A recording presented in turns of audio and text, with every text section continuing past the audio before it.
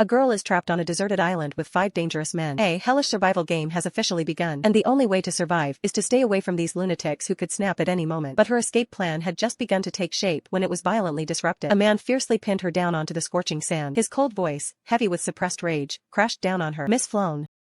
You had better explain to me clearly exactly what is going on here. She wanted to cry, but no tears came. If she knew the answer, she wouldn't have tried to run away in the first place. This all started just a few minutes ago. As a veteran summer camp instructor, she had simply picked up a novel on the roadside to pass the time. But a sudden accident somehow caused her to transmigrate into this melodramatic and dark 19 Western fantasy novel. Even more unfortunately, she became the villainess destined for a tragic end. Margaret Flown, the second daughter of the Langrid Imperial Duke's family. In the original story, Margaret was obsessed with the male leads, monopolizing the love of 5 men. She even tried to push the heroine off a cliff, only to be eventually killed by the completely maddened male leads. Her memories gradually merged with Margaret's. According to the novel's plot, as long as she can hold out for 1 year on this magically isolated island, she can regain her freedom. So, until then, she must find a place to hide, staying as far away as possible from those male leads who hate her, especially the Crown Prince, Enoch Astor Langrid. But why is he already here?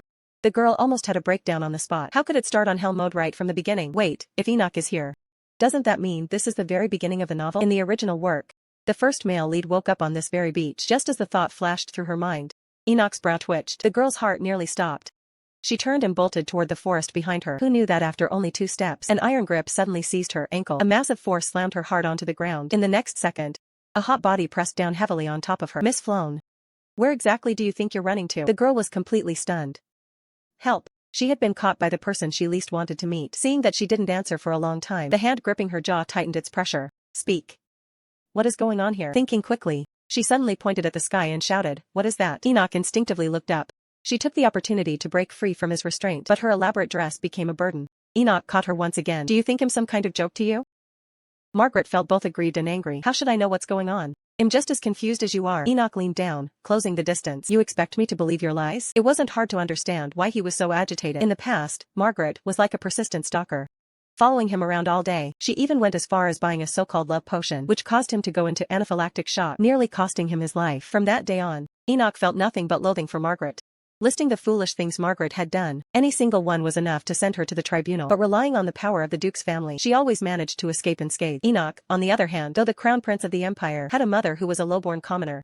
He held the title of Crown Prince in name only, with no real backing. It really is a misunderstanding. While my family does have power, we would never dare to kidnap the Crown Prince of the Empire. Enoch was silent for a moment, muttering to himself, that makes sense. Could it be Rodvan's doing? Rodvan Astor, the madman who was stripped of his Crown Prince title by Enoch and exiled to the far north. Seeing that he seemed convinced, Margaret shook off his hand. Your Highness, since you figured it out, may I take my leave? But in the next second, she was gripped tightly again. She squeezed out a stiff smile. Your Highness, could you please let me go first? That won't do. If I let go, you'll just run away again, won't you? Seeing that logic wasn't working, she began to play the fragile card. But it hurts. Enoch was determined not to let her off. Stop acting pitiful. Despite his words, the strength of the grip on her wrist unconsciously loosened slightly. The priority is to find out where we are. Well, go up the mountain first to scout the terrain, to see if this is an isolated island or connected to the mainland. He was right, but the girl's heart suddenly sank. She clearly remembered the setting of the original work. Once the sun goes down, the monsters on this island swarm out from their nests. She quickly spoke up to stop him. It's almost dark. It's better to wait until tomorrow at dawn to scout the terrain. Enoch agreed readily. Then well, do as you say and go tomorrow. Let's look around nearby first to see if there's a place to take shelter. The girl breathed a sigh of relief. She didn't expect him to be more communicative than she imagined. It made sense. After all, he was someone who had experienced the battlefield. His judgment of the situation was precise and decisive. Speaking of which, it was strange. The Enoch in the original story was a tough character who secured the Crown Prince position entirely by his own efforts. But after being stranded on the island, due to his obsession with the heroine, he gradually descended into madness and lost his sanity. The survival rules of this isolated island are very unique. It's not traditional wilderness survival. Many modern items are scattered across the island, but in the original book, the protagonists didn't understand their use, so they mostly just threw them away. And this was precisely her advantage. As long as she could make good use of these modern items, her chances of survival would greatly increase. She immediately decided to stick close to Enoch for now. Once she finds the cabin where the protagonists lived in the original and secures resources, she'll find a chance to slip away. Just as she finished calculating, Enoch sensed something and gave a warning. You'd better not think about running away. This man was terrifyingly perceptive, but on second thought, compared to dealing with a bunch of men who hated her, staying with the Crown Prince seemed safer. Enoch casually picked up a tree branch. This one is okay. It can barely pass for a weapon. Margaret looked at that dry stick, full of doubt whether that thing could really deal with monsters. Soon, reality provided the answer. Just as the two stepped onto the edge of the forest, a deafening roar suddenly erupted. Then came the sound of rapid running, approaching quickly. A giant wolf, nearly the size of a lion, suddenly leaped out from behind the bushes. Impossible. The original book clearly stated that monsters only come out late at night. Before she could think further, Enoch had already shielded her in his arms. He launched an attack instantly. And the wooden stick in his hand actually pierced right through the monster. The girl watched in shock. He killed it with just a branch. Only then did she remember. In the original story, Enoch seemed to have some psychological trauma related to blood. Just as she was thinking, his gaze suddenly swept over. Her heart tightened. Before she could speak, she was suddenly pushed away by him. To think she was just worried about him. But why did the monster appear early? Could it be that the condition for their appearance isn't just nighttime? Is it darkness? If that's the case, then before finding a safe shelter, they could end up in a beast's stomach at any moment. The color drained completely from her face. Her body couldn't help but tremble slightly. Enoch took all of this in. He thought the situation just now had scared her. It made sense. For a noble young lady, this was probably the first time she'd encountered such a thing. "Are you all right, miss?" He stepped forward, though his tone wasn't exactly gentle. It was less harsh than before. Margaret snapped out of it. "What?" Enoch suddenly reached out and brushed her face. "You look like you're about to die." "So I asked." His demeanor at this moment was like a completely different person compared to when he pushed her. Margaret was puzzled as to why he was suddenly concerned. Did looking at her remind him of wounded comrades in the past? "I'm fine. Thank you for saving me just now." Enoch gave a brief response. "You should know you're still a suspect, right? I will investigate this thoroughly once we return to the Empire. So, without my permission, you are not allowed to die." She thought to herself, investigate my foot. She was clearly being framed, okay? Seeing her remain silent, Enoch urged her impatiently. "What are you standing there for? It's dangerous here." Although Margaret found this guy fierce and troublesome, he gave off a sense of security. Before sunset, they set up a temporary shelter. Enoch invited her in first, but after she entered, he warned her with a cold face to keep her distance. "Stay away from me. I have no interest in sleeping with you." The girl instantly bristled. "I was thinking the same thing. Who knows what you would do in the middle of the night?" But when Enoch glared, she immediately cowered again. It was still early, and Margaret wasn't sleepy at all. She couldn't help but break the silence. "Your Highness, are you thirsty? If you're thinking of running away, I'm not. We haven't had a single drop of water since we woke up. If we keep going like this, before the beasts find us, we might die of dehydration." "What tricks are you trying to play now?" As Enoch turned around, he saw the girl looking at him with expectant eyes. "I'll go look nearby. Maybe I can find some coconuts. I'll be back soon." This left him momentarily stunned, and he miraculously let her go. Only after she left did he realize. She's a noble lady. Does she even know what a coconut looks like? The answer came just a moment later. The girl's voice carried a hint of excitement. Out of professional habit, she began to introduce it. "It's this fruit that grows on the trees. The liquid inside can replenish our hydration. But be careful. Overripe coconuts can cause diarrhea. Eating them by mistake will only worsen dehydration." Watching her struggle to hit the hard coconut shell with a stone, Enoch sighed helplessly. "Give it to me." The coconut cracked in half in his hands. He handed one half to Margaret. The girl marveled. What amazing wrist strength. She dipped her finger in to taste a bit. Confirming it hadn't spoiled, she said with relief, "No problem, it's safe to drink." The entire day, Enoch had been observing her quietly. The young girl before him was completely different from the arrogant and domineering Duke's daughter in his memory. She could identify wild fruits that quenched thirst, warily avoided poisonous plants, and even knew how to use the terrain to avoid threats. These survival skills were definitely not something a pampered, noble lady should possess. Was this really the Margaret who only followed him around, her heart and eyes full of foolish adoration? It was as if her soul had been replaced. Just as the thought emerged, he was pulled back to reality by Margaret's voice. "Your Highness, what's wrong?" Enoch snapped back to his senses, staring at her intently. "Miss, it's like you've become a different person." The girl's mind went blank for a second. She forced herself to stay calm, quickly organizing her words. "In extreme environments, people always change, don't they?" She had to deny it. He already considered her a kidnapping suspect. If he knew she wasn't the real Margaret, he'd probably think she was an imposter. Enoch's gaze was sharp. "That kind of change is extremely rare. But seeing your current judgment and adaptability, it's not impossible." He stood up and patted the dust off his clothes. "Let's go. Let's head back first." Margaret's heart slowly settled. Luckily, she managed to deal with it. In the cramped space, the two sat back to back, each other's breathing clearly audible. Occasionally, her back would touch a patch of firm warmth, making it even harder for her to fall asleep. Clearly, Enoch wasn't sleepy either. He proactively brought up what had just happened. That wasn't an ordinary beast. It had the aura of a monster. "Strangely, I tried to mobilize my sword aura earlier, but I found I couldn't use it." This was just as she expected. Whether it was mana or divine power, everything was sealed here. They could only survive by their own physical strength. But with Enoch's monstrous strength, she didn't have to worry for the time being. Enoch sighed again. "You probably don't understand, miss. Why am I even telling you this?" Margaret silently clenched her fist. "Look at this guy. But who exactly did this? Why specifically me and you, miss?" She had to clarify once again. "If I really wanted to kidnap your Highness, it wouldn't be in a place like this. I would have locked you in some quiet, secluded mansion." "Of course, I never thought of that." Fearing she was making it worse, she quickly changed the subject. Right, Your Highness, what were you doing before you came here? Processing a backlog of official documents. And the day before that? Did you meet anyone suspicious? What, are you interrogating me now? The girl was righteous. Yes, this is an interrogation. The other party unexpectedly didn't argue back, but obediently answered the question. For the past month, I haven't stepped foot out of the Imperial Palace. I've been dealing with year-end settlements. Enoch's tone carried a hint of fatigue. This guy was practically a workaholic. Before she could recover from her shock, she heard Enoch ask back, and you, miss, what were you doing before the incident? Margaret couldn't help but laugh. She couldn't exactly say that the original Margaret was obsessing over his scent at the time. I was enjoying afternoon tea in a salon. Since I'm very social. I've seen too many people recently, so I really can't recall anyone suspicious. Enoch looked unamused. He ended the questioning. Alright, the interrogation ends here. Rest well today to build up your strength. Tomorrow we go up the mountain to find out where we are. The night breeze still carried the heat of the day. She casually brushed the loose hair off her neck. Enoch's face instantly flushed red, but he immediately followed up with a fierce threat. If you dare to cross this line, I will throw you into the sea immediately. Margaret was frustrated by his mood swings. Even if you begged me, I wouldn't go over there. According to the original setting, on this island right now, besides her and Enoch, there were several other protagonists scattered about. The Prince of the Kingdom of Hestia, the Imperial Guard Captain, the Saintess bearing the Holy Light, the mysterious Archbishop, and the Grand Mage Kate. In the original story, Enoch was supposed to have met the Saintess, Yuena, while arguing with Margaret, but the plot had been a mess from the start. What made her even more anxious was that she hadn't actually finished reading the novel. Maybe with the plot deviating this much, the small cabin shelter was no longer safe, but even so, she had to find that cabin, get the necessary survival items, and then look for the bunker discovered by the heroine. Only in the original, as soon as the heroine found the bunker, they were teleported back. Margaret gazed at the twinkling stars, unable to stop her mind from wandering. Maybe this is all just a dream.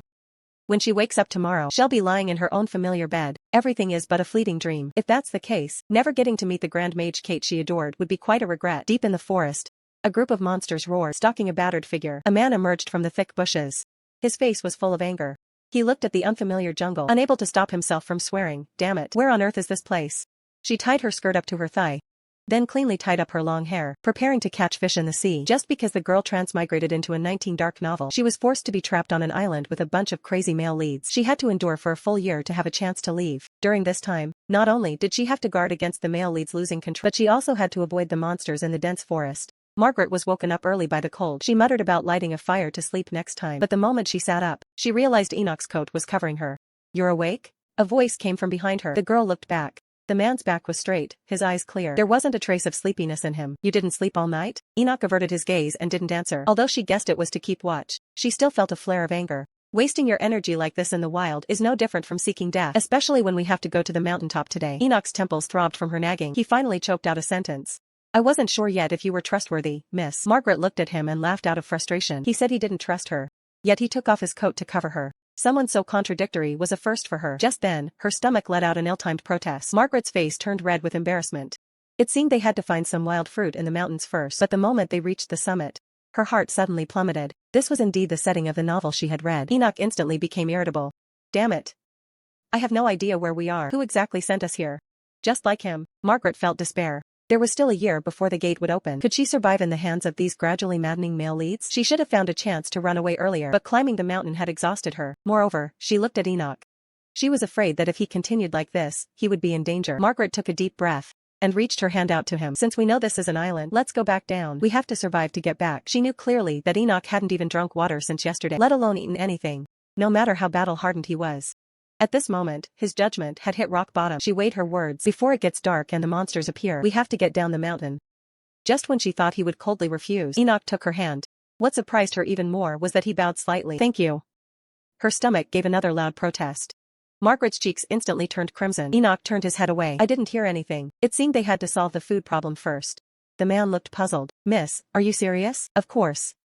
Margaret tied up her long hair and bent down to roll up her skirt. That flash of dazzling white made Enoch's face turn bright red instantly. He turned around abruptly, the tips of his ears red enough to bleed. Before I return, please be in charge of the fire. The man whispered his agreement. Sloane glanced at him. Was it that serious? Has he never seen a woman's legs before? She picked up the harpoon she had just fashioned and walked quickly toward the seaside. Fortunately, there were no monsters in the sea. To get enough nutrition, hunting was the only way. First, she found small stones trapped in rock crevices, crushed them, and scattered them into the sea as bait. Next, she just had to hold her breath and wait for the prey to appear. Now, she thrust the harpoon into the water with force. A hit. Looking at the fresh fish on the spearhead, she had actually succeeded on her first try. She seemed naturally suited for wilderness survival. Though she wasn't at Bear Grylls level, there was still an indescribable sense of accomplishment. Just then, a sound came from behind her. She looked back. Enoch was standing on the shore at some point. How long had this guy been watching? The two locked eyes. An awkward tension filling the air. Another fish. She'd just pretend she hadn't seen him. Enoch soon had the fire going. His view of Floan had completely changed. Impressive. I didn't think a lady would know how to handle fish. Anyone who likes fishing basically knows how. Floan replied casually, but the moment she spoke, she realized something was wrong. In the original novel, the heroine couldn't even stand the smell of raw fish. She only waited for the male leads to bring prepared fish and meat to her mouth. How did it end up with her taking action personally? Even though she had taken the initiative, still, a strange sense of frustration rose in her heart. Enoch felt uneasy under her gaze. Why are you looking at me like that? Floan sighed. It's nothing. She began roasting the prepared fish. Suddenly, a shadow loomed over her. Enoch actually leaned in close to her face. Is it really nothing? The close-up of his handsome face made her breath hitch. The next second, a warm palm landed gently on her head. Sorry, did I startle you? I just thought it was interesting. That's why I was staring. Let me do it next time. He took over the task of roasting the fish. Floan covered her burning cheeks, her heart nearly leaping out of her throat. No. She had to pull herself together. She couldn't be charmed by him. The fish was soon cooked. The golden, crispy skin sizzled with oil. She picked up the larger one and handed it to Enoch. This one is for you. Enoch didn't take it. Instead, he reached out for the smaller remaining one. This isn't the Langradeti Valley, so there's no need for such formalities. Please take care of yourself first from now on. It's natural to feel uneasy in a strange place. I understand that, but I will find a way to get you out of here alive, so don't worry too much. However, this kindness didn't make her happy. Because she had read the original novel, she knew exactly how dangerous this place was. Whether Enoch could leave this island alive was still an unknown. He suddenly stood up. When the chance comes, I'll send you away first. Then you can find people to rescue me. The girl froze. What? Enoch's gaze turned cold. Did you think I would just let you go? Didn't I say? You must stay by my side. Remember, you can only leave when I choose to send you away. Floan felt goosebumps all over her body. If these words were heard by someone who didn't know the truth, they might think it was a devoted lead's farewell. But in reality, it was a threat. Just then, a coat carrying his body heat was draped over her shoulders. It's Enoch's. Wear it. I'm just too hot and lending it to you. No need to thank me. Floan pulled the coat tight. Is that so? It was impossible for him to suddenly feel kindness toward Margaret overnight, but at least for tonight, she could continue to sleep peacefully. The girl's departure caused Enoch to lose his composure instantly. He thought the noble lady who needed to depend on him to survive would actually leave him without any hesitation, all because they disagreed. He insisted on staying by the shore to wait for rescue, while Floan, knowing the gate wouldn't open for a year, decided to head inland to search for supplies. After all, her dress severely hindered her movement, but she couldn't say she knew the future. Once she revealed that, she would only become a target of his suspicion again. If that's the case, then let us part ways again. Enoch's face instantly darkened. What? The girl was oblivious. Thank you for saving me from the monsters. The time I spent with your highness seems to have given me some comfort. So, I'll take my leave now. Wait. Enoch stepped forward to stop her. I clearly warned you yesterday, didn't I? You can only leave my side when I send you away. Floan retorted. But our opinions are completely different right now. I'm just making the most rational choice. In her view, the only danger on the island at this stage was the monsters. As long as she found a place to hide before sunset, she could survive. The priority was finding a supply hut or bunker, so she could know exactly when the gate would open. Moreover, she wanted to investigate why she had transmigrated to become Margaret. Enoch suppressed his rising irritation. Miss Floan, do you think venturing into the island alone, a suicidal act, is rational? The girl suddenly stood on tiptoe and leaned in. Are you worried about me? Afraid I'll face danger? Actually, she leaned toward the idea that Enoch just wanted to keep her close to monitor her. Don't worry, I'm much more resilient than I look. You've seen it these past few days, so you should worry about yourself instead. Her words were interrupted again. We'll go together. I'll accompany you into the island, but I will continue to look for a way to escape this place. Floan was stunned. The man who hated Margaret the most was actually willing to travel with her? Did the time they spent together these few days faintly lessen his hatred for this body? She curled her lips into a smile. Fine. If she could gain Enoch's trust through this, her future might change for the better. Even with someone clearing the path ahead due to the issues with her clothes, walking was still quite a struggle for her. Suddenly, her eyes lit up. Look there. Below the cliff, there's usually a cave. While the path there might be dangerous, there's no place more suitable for a shelter. Enoch looked suspicious. Did you learn these things at the Duke's estate? Her heart skipped a beat, and she brushed it off casually. I received all sorts of education in the family. It seems the Duke cherished you. For a lady to receive such dangerous training, it truly makes me see you in a new light. Floan was baffled. Why was he suddenly getting angry? Anyway, it looks like it's going to rain. Let's hurry and get there. Before she could finish her sentence, her hem was caught hard by a branch. She fell heavily to the ground. Miss Floan. Enoch quickly stepped forward and reached out to pull her up. Are you all right? Unfortunately, a piercing pain came from her ankle. She had twisted it. Enoch knelt down to check it for her. The injury isn't light. I'm afraid you won't be able to walk for a while. Pardon me. Before Floan could react, he leaned down and picked her up in a bridal carry. The girl froze instantly, subconsciously struggling. Put me down. Unexpectedly, Enoch's arms tightened. I want to reach the cave before it rains. This is the fastest way. Hold on tight if you don't want to fall. Floan could only resign herself to holding on to him, but this was just too close. The deeper they went into the forest, the quieter it became. Occasionally birds flew past, She peeked at him secretly. Is he truly a male lead of a novel? He makes one feel exceptionally safe. Moreover, he seemed to have a sliver of kindness toward her. She hoped that after meeting the heroine, this kindness wouldn't disappear. She'd use this chance to build some trust.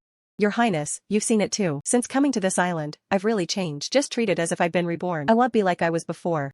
So Enoch stopped in his tracks. Indeed, when I speak to you, I no longer feel as annoyed as before. However, I won't develop any romantic feelings for you, miss. What I'm doing now is merely doing my duty as a gentleman. Please do not harbor any uncalled for expectations to avoid causing trouble later. Flawn's heart sank bit by bit. But soon, she had no time to overthink. Something was rapidly approaching them. Even though the sun hadn't set yet, monsters shouldn't appear. It was almost an instinctive reaction. She pushed Enoch hard. Your Highness, danger. The two avoided the sneak attack, but she fell right in front of the monster. Before she could react, a thick tree trunk came flying through the air, smashing heavily into the monster. Enoch rushed out to fight the monster. He shouted, Miss Flown, run. The girl calmed down instantly. She couldn't die, and she absolutely couldn't become a burden to Enoch. She tried to climb a nearby tree, but reality never went as she wished. The monster catching up bit her skirt. This damn dress again. Seeing this, Enoch immediately shook off his opponent and ran toward her like mad, but it was too late. She was so unwilling. Why did these things always happen to her? In the final moment before consciousness faded, she only heard Enoch's heart-wrenching cry. Margaret. She remembered now. Before she transmigrated, the original Margaret had proposed to Enoch and was heartlessly rejected. In a fit of rage, the noble lady mocked him in public for being an illegitimate son of impure blood with such cruel words. It was no wonder he hated Margaret to the bone. From the very beginning, she shouldn't have held any expectations for Enoch. She should have left him to find the bunker alone. But she thought after these days together, their relationship could be slightly better. When her consciousness returned, the first thing she smelled was a pungent scent of blood. Flown slowly opened her eyes. What came into view were monster corpses everywhere. Enoch stood not far away with his back to her. She endured the pain and stood up shakily, wanting to ask if he was okay or injured. But when she saw his hands, she froze on the spot. Bright red blood was dripping constantly from his hands. She suddenly remembered a setting from the original work. Enoch's post-war trauma. Once he sees human blood, he will lose control and go berserk. This state would frantically overdraw his body until he collapsed from exhaustion. So she had to find a way to stop him immediately. To stop the berserk male lead, the girl not only knocked him out with a stick, but also tied him up securely. So when Enoch woke up, he found his hands and feet tightly bound. A while ago, Flown had moved him into the cave. Under his clothes were large scratches from the monsters, with blood still seeping from the wounds. Perhaps the monster's claws were poisonous. She tore her skirt to make a simple bandage for him, thinking his berserk state might not have ended yet. Just in case, she had simply tied him up. This led to the current situation. Enoch sat up defensively. What did you do to me? Untie me immediately, she thought to herself. This guy's mania really hasn't subsided yet. But her face showed no emotion. You can't move yet. Your wounds will reopen and worsen. Enoch struggled irritably. Don't move. She stood up and shouted, causing the man to freeze in place. Enoch remained in a kneeling position, like a large dog that had been scolded. Flown was stunned too. This move actually worked to shock him? In the original novel, she had never seen the male lead react this way. Enoch looked away awkwardly. Why can't my body move?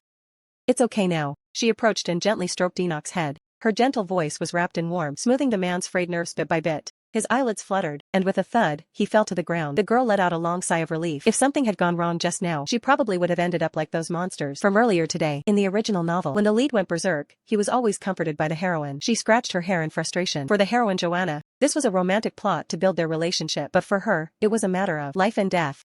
Because of the wound infection, Enoch developed a high fever. In the morning, although he regained consciousness, his condition was still poor. We can't let this drag on. I'll go find some herbs and food. I'll be back soon. Enoch sat blankly watching her leave. Only when the girl's figure disappeared did he remember he was still tied up. He sighed. At least untie me before leaving. On the other side, Flown quickly found a few herbs for stopping bleeding and reducing inflammation. She was planning to rush back before dark when the crisp sound of a dry branch snapping suddenly came from behind her. Was it a monster? No, it was noon. The time when the sunlight was strongest. Monsters couldn't appear. Was it a human? Her heart tightened, and she turned to run in the opposite direction. On this isolated island, besides the heroine Joanna, there were only 5 male leads, excluding Joanna, who was kind to everyone. Which of the others didn't harbor hostility toward her? Dealing with Enoch alone was already enough trouble. A bone-chilling coldness crept up her spine as a playful male voice called out, "What's this?" So there's someone here. The second male lead in the original novel blocked her path, silver hair, and a signature single earring. It was Caden Blank. She almost instinctively turned and bolted. If Enoch was the person who hated Margaret the most, then Caden was the greatest threat to her. Because in the original plot, Margaret eventually died at Caden's hands. Caden was the second son of the Marquis Rohard. In his youth, he had been kidnapped by the temple and turned into an inhumane experimental subject, and the Marquis, for the sake of profit, actually made a dirty deal with the temple to completely cover up the matter. This dark past became the fuse that ignited his madness. Since then, Caden began to hate his family and the temple. Any research led by the temple or experiments funded by his family, he would use any means to completely destroy them. And the original Margaret had spent a fortune sponsoring the temple's research. Her wrist was suddenly grabbed. The huge pull caused Floan to stumble and fall forward. Once, Caden had gone to the Floan ducal mansion to demand that the research be stopped, but Margaret forced the experiment forward anyway. Because of this, he began to despise the Floan family, so she had to stay away from this man. "Let go of me." She pushed him away, but was suddenly hit near the eye by something. She cried out in pain. The man looked tense. "Are you okay?" Floan saw it was the pendant on Caden's robe. She picked it up. It was heavier than expected. "Wait," Caden suddenly reached out to hold her face. "Why do I feel like I've seen you somewhere before?" The girl's heart jumped into her throat, fearing her identity would be recognized. To her surprise, Caden suddenly let go and pulled her up. "Sorry for startling you. Try to understand." Suddenly bumping into a noble lady in the middle of nowhere. Anyone would think it's suspicious, right? According to the original setting, after Caden escaped from the temple, he had to rely on his earring to regulate his chaotic mana. But after landing on the island, the earring was damaged, and his mana went out of control. He often suffered from sudden high fevers, and couldn't even control his emotions. The red light in his eyes flickered. "But why were you running away? Can you not speak? Strange, you were clearly screaming just now." Floan pursed her lips, and mumbled a few words in a low voice. Caden tilted his head close. "What did you say?" She backed away slightly, her eyes full of defensiveness. "What do you want?" The man suddenly widened his eyes and blurted out, "You're beautiful." Floan was stunned by his erratic behavior. "Is this guy crazy? Let go of me first. I want. Since we've met, why don't we get closer?" "Who would want to get closer to a dangerous person like you?" But Caden ignored her resistance, tilting his head and frowning, as if trying to recall something. "But no matter how I look at it, you look like someone I know. I remember now. Aren't you that crazy Miss Floan from the Langrededi Empire?" The girl had still run into the man she least wanted to provoke. This person was not only full of interest in her, but also saw through her identity at a glance. "Aren't you that crazy Miss Floan from the Langrededi Empire?" She wanted to curse. "You're the crazy one. Your whole family is." Seeing her silence, Caden slowly lifted her long hair. "She seems to have this hair color too." Floan finally had enough. She slapped his hand away. "How dare you call me crazy? Don't you think it's rude to say such things to a lady?" Caden blinked, staring at her with a heavy gaze. Floan's heart skipped a beat. She comforted herself that it was fine. When Caden went to the Floan mansion to request an end to the research funding, they only met for a brief moment. After so long, he surely couldn't recognize her as Margaret. Sure enough, he didn't dwell on the topic. "Then who are you?" He took a step closer. "I am Caden Black Rohard. Do you know me?" She shook her head hurriedly. "Is that so? But you really aren't Miss Floan?" "I said I'm not." "That's good then." The smile on his face didn't fade, but the aura around him dropped to freezing in an instant. "Because I hate that woman very much." A bone-chilling killing intent rushed at her. The blood in Floan's whole body almost froze, and her heart beat frantically. This was completely different from how it felt to face Enoch. Caden was truly capable of killing her. Just then, Caden suddenly looked up at the sky, then lowered his head again, as if capturing something in the air. Finally, his gaze locked firmly onto her. The next second, she was suddenly pulled into Caden's arms. Floan's hair stood on end instantly. "What are you doing?" Caden's cheeks were flushed with an abnormal redness. He buried his face in her neck and sniffed greedily. His tone was confused and strange. "There's a sweet scent on you." His warm breath brushed against her neck. Floan's skin crawled with goosebumps, but she quickly and keenly realized that this man was distracted. Now was her chance. She raised her leg and gave him a hard kick. He let out a miserable cry and fell onto one knee in a pathetic state. Floan didn't dare to delay and turned to run as fast as she could. Even if Caden didn't kill her now, he would eventually strike one day. Ahead was a steep cliff, but she didn't hesitate for a second. She grabbed onto a vine hanging from above and leaped across the chasm. Caden had caught up by then, his fingers almost brushing the tips of her hair as she passed. She landed steadily, glanced back once, with only one thought in her mind. She would never live in the fear of losing her life at any moment. Dealing with Enoch alone was already exhausting enough. Caden stared at her retreating back, his face full of disbelief. Was this really that delicate, weak noble lady? Floan didn't stop until she could no longer run. Only then did she come to a halt. She hadn't noticed earlier, but she had actually brought this along by accident. Looking at the sky, it was almost time for the monsters to appear. She couldn't make it back to the cave to find Enoch in time. She had better worry about herself first. Luckily, there was a hiding place nearby. She decided to hide for the night and rush back at dawn. Her foot suddenly kicked something. She picked it up and saw it was actually a first aid kit. Floan was so excited she almost shed tears. A glimmer of hope for survival surged in her heart. Iodine, fever reducers, and painkillers, everything was there. Perhaps it was because she had merged with Margaret's memories. But her speed at reading the words was a bit slow. But that didn't matter. With this, she could heal Enoch's injuries. Just then, a deafening roar suddenly came from behind her. Floan instantly clutched the first aid kit and scrambled to hide under a stone slab. The monsters actually arrived this early. The sound of footsteps came from afar, becoming clearer and clearer. They stopped right outside the stone slab, as if searching for something. She held her breath and looked up and out. In an instant, she felt like she had fallen into a pit of ice. The creature stopped in front of the slab. Its legs were twice as thick as an adult man's thighs, covered in dense, brownish-black hair. It was definitely not human. As if sensing something, the monster suddenly adjusted its direction and hovered right in front of the stone slab. Oh no, had it discovered her? If this continued, she would absolutely be torn to pieces and eaten. In her panic, Enoch's face unexpectedly surfaced in her mind. Sloane couldn't help but think, if only he were here. At the critical moment, a loud banging sound suddenly echoed from the distance. The monster paused its movements, turned, and walked toward the direction of the sound. Sloane collapsed where she was, her body shaking uncontrollably. She covered her mouth tightly to prevent a sob from escaping. That night, she fell asleep amidst vigilance and fear. This was the first time she actually missed Enoch. What on earth was that monster? In the original work, there were descriptions of monster appearances and evolution, but such a bizarre species had never appeared. Recalling carefully, the wolf-like monsters she encountered later were also different from the first ones. Why did it feel like the difficulty level had increased? Could she really make it off this island alive? When Sloane hurried back to the cave, she found it completely empty. Her heart sank. Although she had thought of escaping more than once, she never expected Enoch to leave first. Had he met Yuan? She unconsciously clenched her fists. It made sense. If he met Yuan, he would surely abandon her without hesitation. That's just the kind of person he is. Since he was gone, she had no reason to stay here either. She would stick to the original plan and go search for the cabin and the bunker. A dropped medicine bottle rolled forward and suddenly came to a stop. Sloane looked up and saw Enoch standing at the entrance of the cave. He was gasping for air, his chest heaving violently, and his voice carried an indescribable intensity. Margaret. She stood frozen in place. It took a while before she could squeeze out a sentence. I thought you had left. It seems your body is okay now. That's great. Unexpectedly, a fierce light suddenly flashed in the man's eyes. Sloane was bewildered. Why was he glaring at her again? Had something happened while she was away? Or did he think she had tried to run away? Wait a minute, I said I was going to find herbs. Although I couldn't bring any herbs back, I found a first aid kit. It's basically god-tier equipment. Just as she said that, she remembered Enoch wouldn't understand what god-tier equipment meant. She quickly added, anyway, if you're injured, using this can immediately. Her words came to a sudden halt. Enoch suddenly reached out and grabbed her shoulders, his voice carrying a faint, barely audible tremor. Don't ever do this again. I won't get injured again from now on, so don't do something so dangerous for me again. Caden's appearance had sent Enoch into a frenzy, but after this separation from the girl, he had completely recognized his own heart. He, who had never believed in the gods, prayed to them for the first time, hoping that the girl he once despised to the core would be safe and sound. When Enoch regained consciousness, the sunset had already dyed the horizon red. He looked around blankly, only to find himself in a cave. The wound on his right arm throbbed with a sharp pain. He recognized the scraps of Margaret's dress wrapped around it. He hadn't expected her to know how to treat a wound. This surprise quickly turned into worry. That voice was nowhere to be found. He vaguely remembered the girl saying she was going to look for herbs. Though their time together was short, after living with her for these few days, he had gained some understanding of the island. For example, the monsters that attacked them were not active during the day and only appeared when twilight fell. That meant it was very dangerous outside right now. Running through the forest, Enoch couldn't even tell himself where this urgency came from.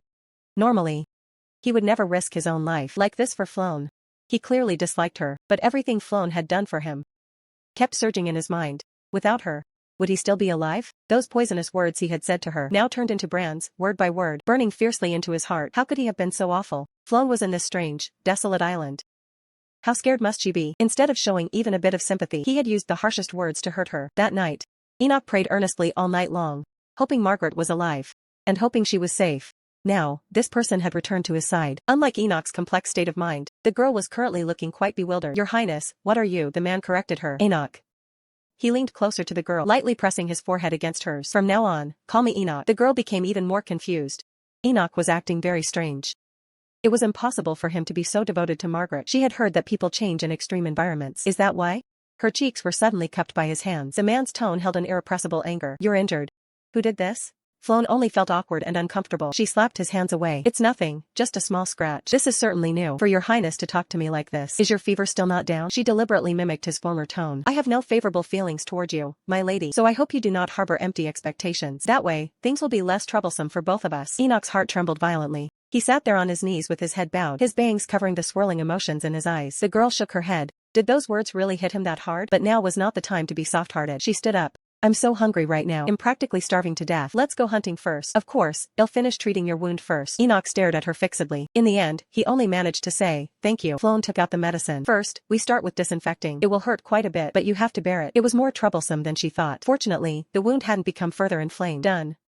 Enoch was a bit surprised. She was unexpectedly skilled at bandaging. Sloane packed away the medicine. You can move around now.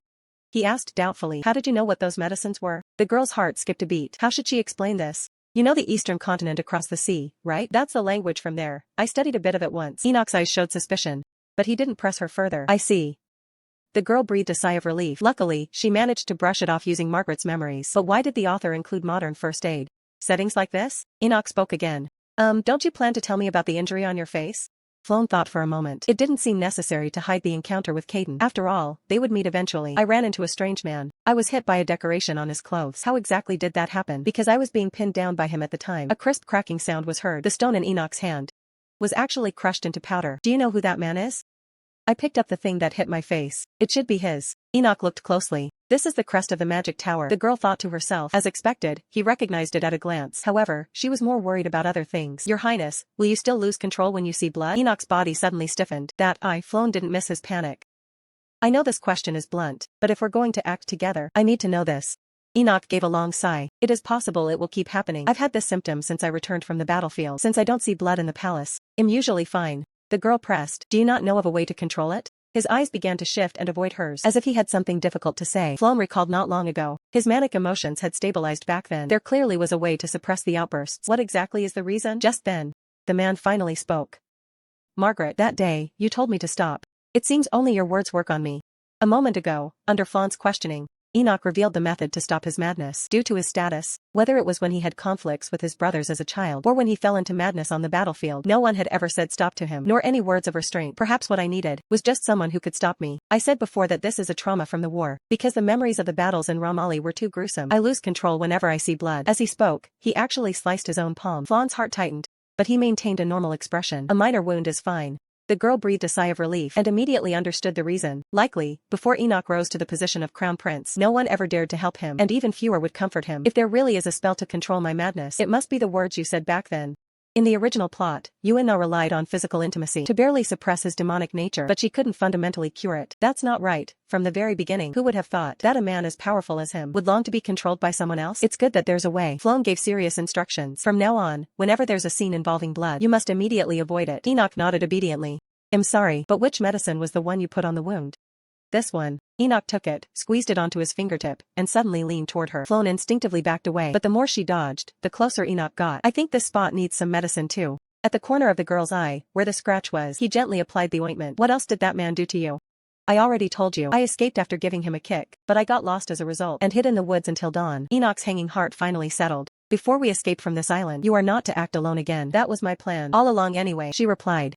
But in her mind, she thought, since she had already encountered Caden, just staying by Enoch's side wasn't enough to put her mind at ease. She had to find the bunker quickly. Unfortunately, from the exhaustion of several days of travel, she eventually fell ill. She hadn't expected to get an upset stomach. As expected, even if it's troublesome, one must drink filtered and boiled water. Luckily, her slip was made of pure cotton and could be barely used as a filtering tool. To her surprise, the usually unyielding and arrogant Enoch actually stayed by her side to take care of her. If the plot didn't follow the original work, perhaps she wouldn't have to run away from Enoch.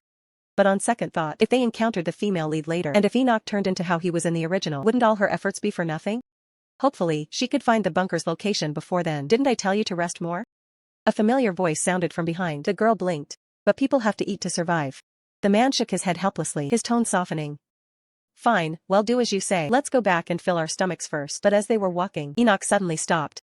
The girl clutched her forehead where she had bumped into him. Just as she was about to get angry, she was stopped by him. She followed Enoch's gaze, only to find someone lying ahead. It was actually Caden, whom she had met not long ago. In an instant, her expression of terror was caught by Enoch.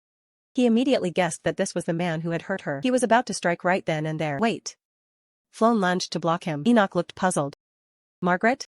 But she didn't have time to worry about him. She turned to confirm if the person was still alive. It really was Caden. Enoch walked forward. Is he the one who hurt you? Flown was also a bit surprised. She had clearly shaken him off. Could he have gotten lost? Enoch's tone suddenly turned cold. It would be better to tie him up. He is definitely a dangerous person. Flown signaled him to be quiet. It's almost dark. We need to, before sunset. Before she could finish her sentence, a sudden sharp pain came from her wrist. Caden had actually grabbed her while unconscious. Enoch stepped forward nervously. Are you okay? I'm fine, just startled. Let's take him back first. Flown tried to pry his hand away, but the grip was like an iron clamp and didn't budge. Enoch stepped up. Let me. The next second, their hands were separated, though the hand grasping Caden's carried quite a bit of personal grudge. Enoch, thank you. She was interrupted. It left a mark. Enoch's tone was cold to the extreme. He pulled her in front of him, his whole body surging with murderous intent. Should I just kill this guy? Wait, absolutely not. Why kill him? It's just a little mark on my wrist. Flown held him tightly and urged in a low voice, Enoch, you have to restrain yourself. You have to control yourself. This urgent intervention not only stopped his anger, but actually made him let out a chuckle. He crouched on the ground, laughing until his whole body trembled. I understand, since that's what you want. But this guy seems to be the great mage, Caden. Though he's an eyesore, a mage's knowledge might come in handy. Let's move our luggage first, then come back for him. But once we're back, we have to tie him up. What do you think? Floan was slightly surprised. Enoch was actually starting to ask for her opinion. It seemed his trust in her had increased quite a bit. Just as the thought surfaced, she saw the man's face darken. If you don't agree, I'll just throw him away. Okay, she was overthinking it. Floan patted her skirt. Don't worry, I agree with your suggestion. Let's tie him up now. What she hadn't expected was that Caden's injuries were extremely severe. Where on earth did he get into such a state? Floan suddenly remembered the loud bang that echoed through the forest that day. Could he have caused it? I'll ask him once he wakes up. Thinking this, she looked at Enoch. His injuries are too severe. You absolutely must not look over here. Enoch was trembling all over, his face distorted from extreme restraint. He gritted his teeth and said in a hoarse voice, "It seems you'll have to tie me up as well." Oh no. Almost as an instinctive reaction, the girl gave him a hard kick, knocking him over. Enoch, stop. His cheeks instantly turned beet red, but he truly stayed in place without moving an inch. Even the ferocity from before faded from his voice, leaving only a trace of almost humble pleading. Margaret, let go of me. Until this moment, the girl finally confirmed that this method really worked. Otherwise, with Enoch's freakish strength, pushing her away would be a matter of flicking a finger. But he became obedient because she was stepping on him. She commanded Enoch to stop again. The next moment, the man quietly fainted. Floan tied him up as quickly as possible, thinking that thankfully nothing major had happened. But when her gaze swept over the two big guys lying on the ground, a feeling of frustration instantly surged up. These guys, how on earth did they survive in the original work? Forget it, treating the wounds is more important. Not long after, Enoch woke up. Floan crouched in front of him, a hint of dissatisfaction in her beautiful eyes. Are you okay? As she spoke, she reached out to untie his restraints. The man spoke in a raspy voice. I really have no face to see you. Are the wounds okay? Floan shrugged. I've disinfected Caden's wounds. I also used a hemostatic. He should be alright. No, Enoch suddenly raised his hand, his fingertips gently caressing her cheek. Not that mage. I mean you. The sudden intimacy made her stiffen. What could be wrong with me? Enoch's fingertips twitched slightly, his tone suddenly shifting. If you want to get rid of that guy, just tell me. Anytime.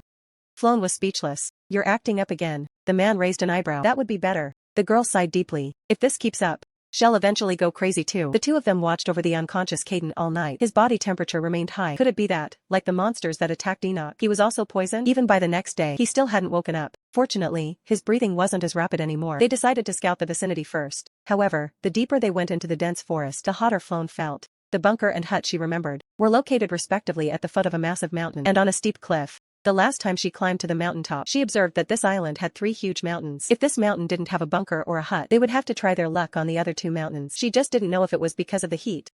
That made her feel a bit dizzy. In a moment of distraction, her foot caught on a dry branch, tripping her. Fortunately, Enoch caught her in time. Margaret, be careful. But the girl was attracted by the scar on his arm. Could it have been left from a battlefield? Margaret, Enoch suddenly spoke. She recoiled from him as if shocked. Enoch looked puzzled. Are you alright? And no, I'm fine. It's just too hot. She inwardly cursed herself. Even if it was scorching hot, she shouldn't just touch people freely. To her surprise, the next second, her body suddenly lifted. Enoch had actually picked her up bridal style. She instantly panicked. Put me down, quickly. But the man simply continued walking forward. If you keep going, you'll faint. There's a stream not far ahead. Even if you dislike it, please bear with it for a moment. Floan stared at him. Finally, she softly agreed, okay. Before long, they arrived at the stream. The moment she entered the water, the heat throughout her body instantly dissipated by a large amount. Enoch turned around. I'll stand guard. Come out when you're cool enough. Oh, and if you need anything, his voice trailed off, because the girl happened to sweep her long hair up. Sunlight danced on her elegantly curved back, as if coated in a layer of shimmering golden light, so dazzling that one couldn't look away. The girl, oblivious, turned back and looked at him curiously. What did you just say? Enoch's cheeks instantly flushed crimson. Even his words became stammering. And nothing. If you need anything, just tell me. The girl casually replied, okay. The dripping and gurgling of water flowed around her ears. Enoch felt as if his heart was about to pound out of his chest. His muscles tensed all over. He continuously admonished himself, stay focused, Enoch. What on earth are you thinking about a lady thinking about? Just then, her hand was suddenly gently taken. The girl, with a hint of hesitation in her voice, spoke from behind him. I can't reach my back. Could you help me unfasten my buttons? The man's entire body stiffened. What did you say? Floan struggled to contain her frustration. Here, could you help me unfasten this? She really had no other choice. Her arms were too short to reach the buttons, but she only had this one piece of clothing on her. She couldn't possibly go back in wet clothes. Enoch covered his face, feeling as if he was about to go crazy. His gaze involuntarily fell upon her skin, which had shimmered brilliantly in the sunlight earlier and now vividly entered his sight. Floan gripped her hair, looking even more nervous than he was. After a long pause, a hand finally reached out. He was clearly very unaccustomed to doing such things. His fingertips were clumsy, his movements pitifully slow. Margaret, he suddenly spoke. After we leave this island, what do you want to do most? The girl thought for a moment. First, I want to take a hot bath with scented soap. And then? Have a really good big meal. She remembered the last proper meal Shed had at Floan's mansion. It was simply heavenly, though she hadn't tasted it herself. Margaret's memories had long merged with hers. But no matter how delicious the food in this world was, no matter how many priceless jewels and accessories she could wear, she still missed the place where she was born, even if she was just an orphan there. Even if it was a place where no one would welcome her back. Then Enoch, what about you? What do you want to do after leaving here? That? He paused. He didn't continue speaking. Floan waved her fist indignantly. What? I answered honestly. You're just brushing me off. Her waving arm was suddenly caught. Enoch leaned in close. But Margaret, if I really said it out loud, you'd probably feel awkward. The girl whipped her head around. Awkward? What does that mean? Before she could finish, her back was lightly poked. The buttons have been undone for a while now. But I saw you weren't moving for ages. Floan's cheeks flushed bright red instantly. She spun around, glaring at him. Then you should have told me sooner. But the man raised his hands innocently, apologizing repeatedly. What a glib tongue. The girl ran quickly towards the bank, her entire face flushed as if ripe. Honestly. You absolutely must not turn around. Floan lay on her back, floating in the stream. After her whole body was thoroughly relaxed, she was ready to continue exploring the island with Enoch. But the dress she had left on the bank had vanished. She lowered her voice and gestured to the man guarding not far away. Enoch, where did my clothes go? The man lightly tapped his fingers. I don't understand why you're asking me. The whereabouts of the dress you personally took off. No, Floan's voice carried a hint of panic. My clothes seem to be gone. Only then did the man realize something was wrong. He was about to turn around when the girl's urgent scream stopped him. His movements abruptly froze. Floan hurriedly retreated halfway back into the water. I didn't hear anyone approaching at all. Are there other people on this island? Enoch picked up the weapon at his feet. I'll go scout the surroundings. You stay here and wait. With that, he walked deeper into the dense forest. Floan remained rooted to the spot. What on earth is going on? Meanwhile, on the other side, Enoch followed the tracks on the ground and soon caught up with the sneaky figure.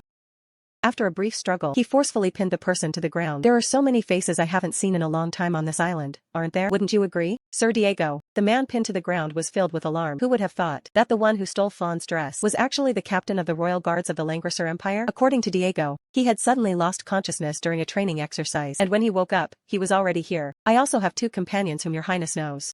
They are Prince Ashtal and Bishop Rujef. They are just like me. Enoch's expression darkened. He initially thought it was the work of Crown Prince Rodvan's forces, but now it seemed that not only were there people from Langrisser here, but even from Hestia.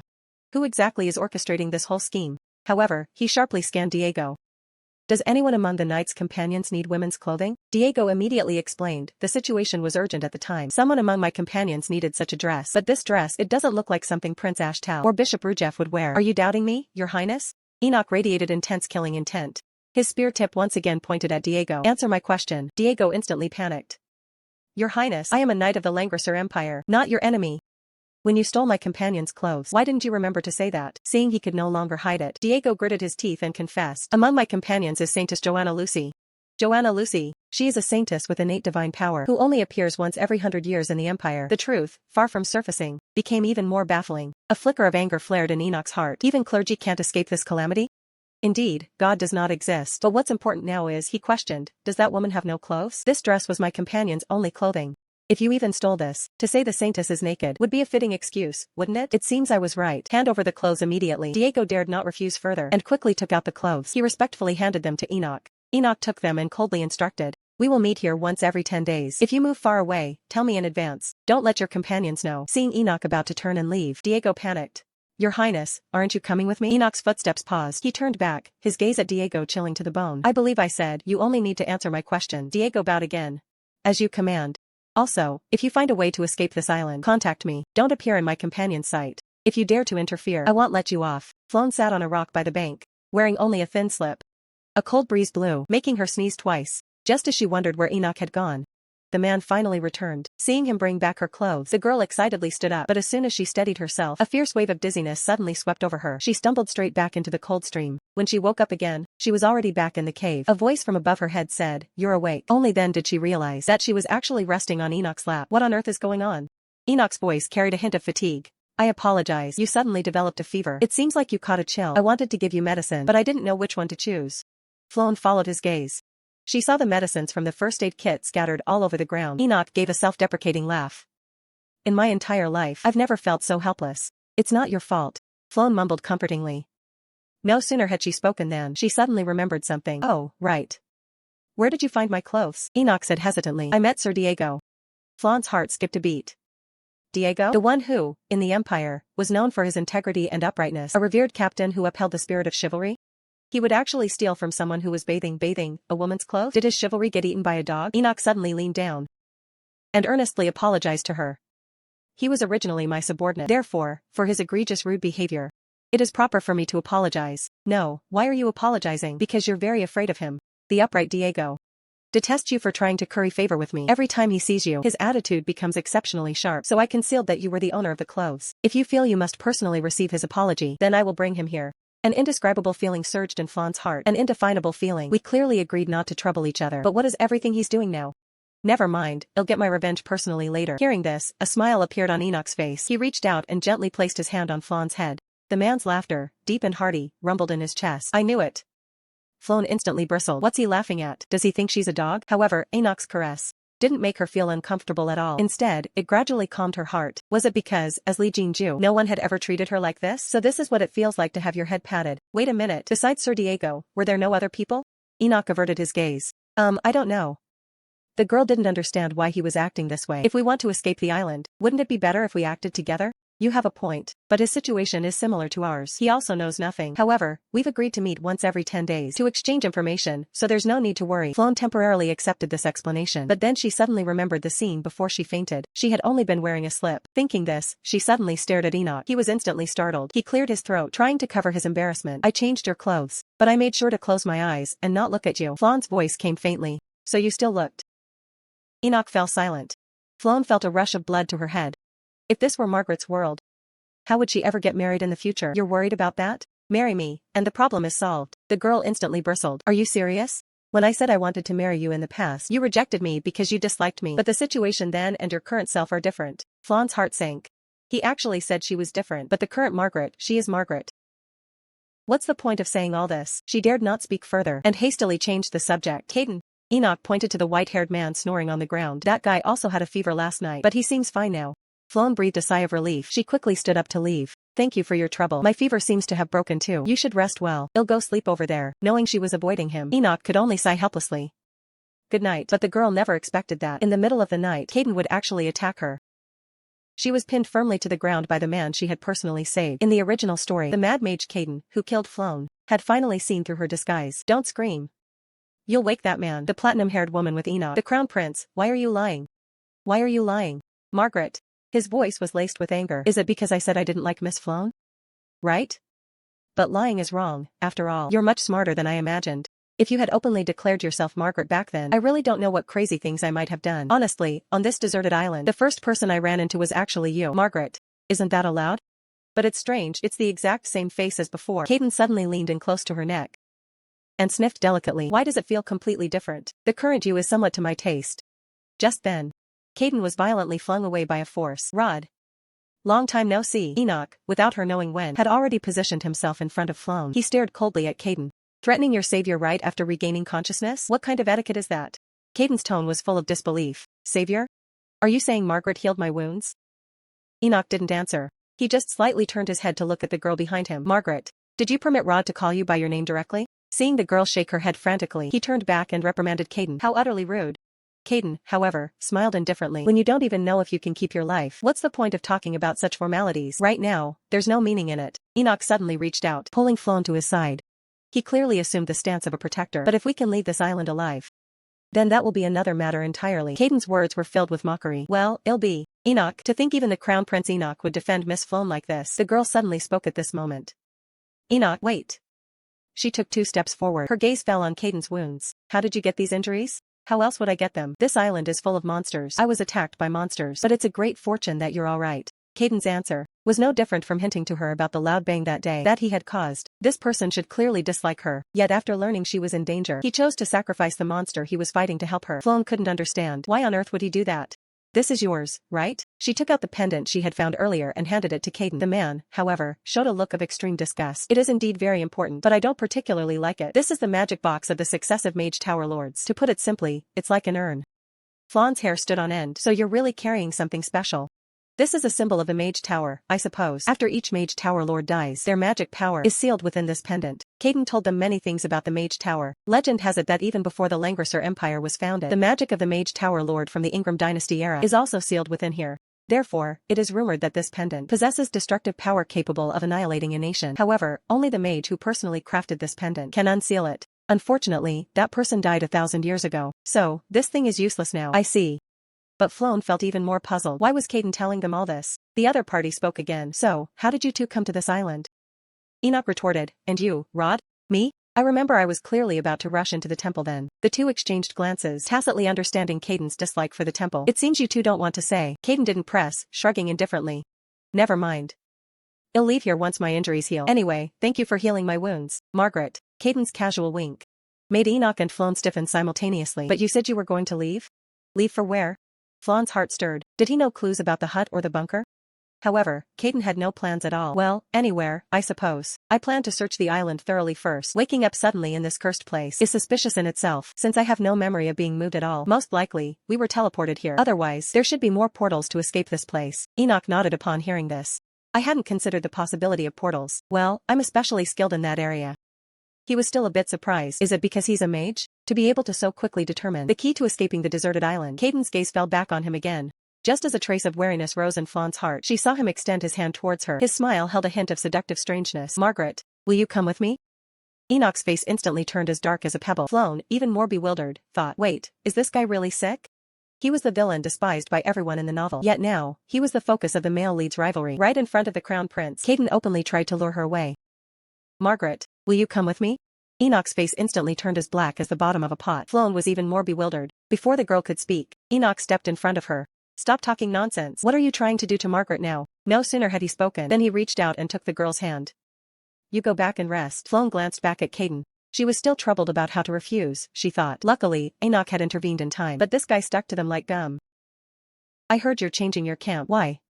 Supplies are inconvenient around here, and the environment isn't exactly comfortable. This guy had clearly said he'd leave once his injuries healed. Yet now, he was lingering and refused to move. Caden, whose wounds had just started to heal a few days ago, was chased outside by Enoch. But he stubbornly stayed by the cave entrance, guarding it for 2 years. At night, the scent of humans could easily attract monsters. Floan could only let him back in. He's truly not a normal madman. Caden blinked.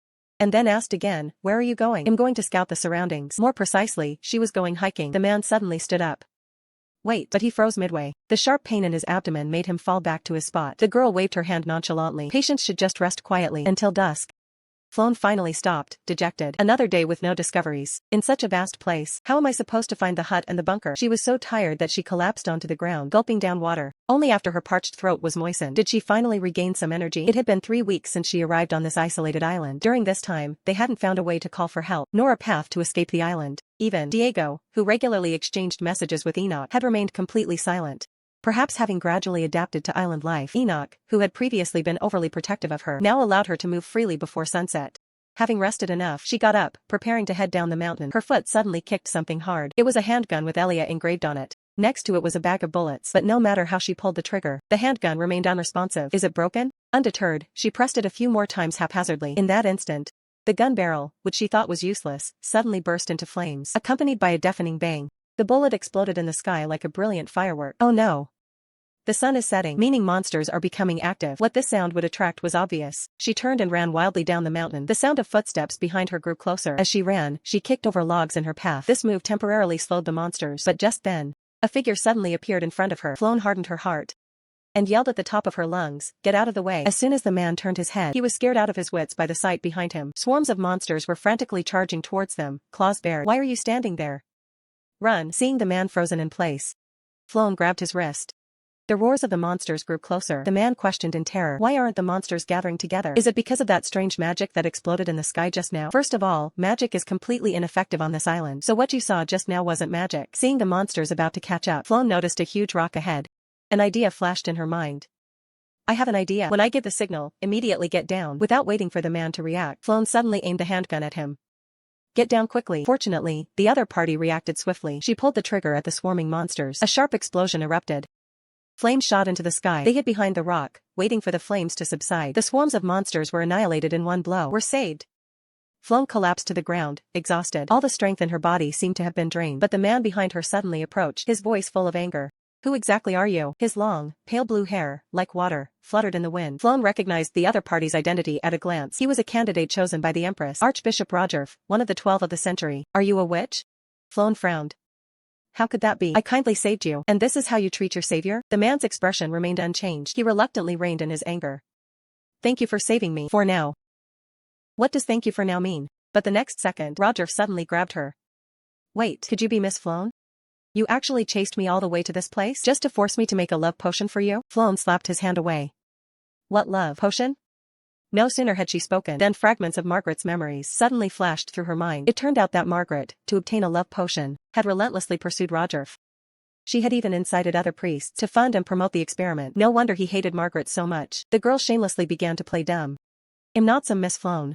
Stop trying to argue. Kidnapping me to this island. That was your doing too, wasn't it?" Seriously, he even wanted to pin this accusation on her. If she let him set the narrative with his words, the next time she met someone else, wouldn't she be deemed guilty? She suddenly stood up, took a deep breath, and began to counterattack. "How can you be so rude?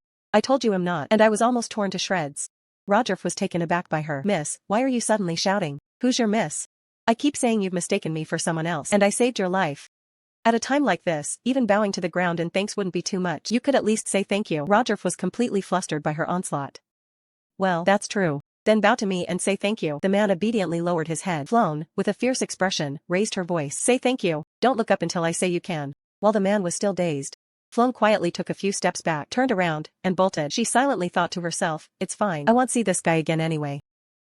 She couldn't remember how many times Enoch had held her in his arms, but only this time, Flown, having climbed back from the brink of death, couldn't stop herself from crying loudly. Perhaps his embrace was too warm, or perhaps the urgency and anxiety swirling around him were too genuine, causing her long-suppressed grievances and fears to finally find an outlet at this moment. She had many things she wanted to tell Enoch. That strange firework array in the sky was just a flare she had picked up. Just now, she had almost been devoured by monsters, and she had met someone she didn't want to see because the issue of survival was so pressing. It led her to deliberately ignore a question all this time. She was actually very scared. Back inside the cave, it was already a mess. The harpoons they had painstakingly made and the polished coconut bowls were all smashed to pieces. Enoch was carefully applying medicine to her. Her soles were covered in blisters, and there were several scraped wounds. "It hurts so much," she gasped. "It hurts so much." "Bear with it." Enoch's tone was stiff, showing no intention of comforting her. "He's still angry, as expected." But she looked around. "How did this place become like this?" Enoch shifted his gaze, his tone perfunctory. "It just became like this." "And Caden?